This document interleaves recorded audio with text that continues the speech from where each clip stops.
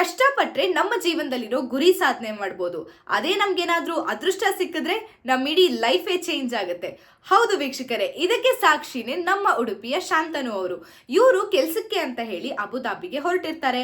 ಆದ್ರೆ ಇವಾಗ ಅಲ್ಲಿ ಬರೋಬ್ಬರಿ 49 ಕೋಟಿಯ ದೊಡ್ಡ ಮೊತ್ತದ ಲಾಟ್ರಿಯನ್ನ ಗೆದ್ದಿದ್ದಾರೆ. ಹೌದು, ಇವರು ಕೆಲ್ಸಕ್ಕೆ ಅಂತ ಹೋಗಿ ಈ ಒಂದು ಟಿಕೆಟ್ ನ ಬರೀ 12,500 ರೂಪಾಯಿಗೆ ಖರೀದಿ ಮಾಡಿರ್ತಾರೆ. ಅಲ್ಲಿನ ದಿರಾಮ್ಸ್ ಅಲ್ಲಿ ಹೇಳೋದಾದ್ರೆ 500 ದಿರಾಮ್ಸ್ಗೆ ಖರೀದಿಯನ್ನ ಮಾಡಿರ್ತಾರೆ. ಆದ್ರೆ ಇವಾಗ ಇವ್ರಿಗೆ ಲಾಟ್ರಿ ಹೊಡೆದಿದೆ. ಎಷ್ಟು ಅಂತಾನೆ 49 ಕೋಟಿ ರೂಪಾಯಿ.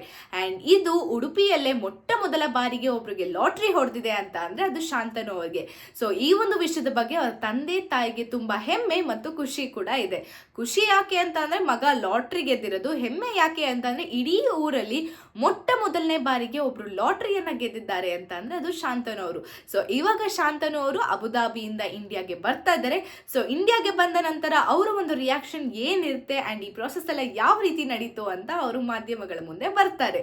ಸೊ ಅಲ್ಲಿವರೆಗೂ ನಾವು ಕಾಯ್ಬೇಕಾಗುತ್ತೆ. ಸೊ ಇದೇ ರೀತಿಯಾದಂತಹ ಒಂದು ಲೈವ್ ಅಪ್ಡೇಟ್ಸ್ ಗಳಿಗಾಗಿ ನೋಡ್ತಾ ಇರಿ ಸಾರ್ವಭೌಮ ಟಿವಿಯಲ್ಲಿ. ನಾನು ನಿಮ್ಮ ಮೇಘನಾ.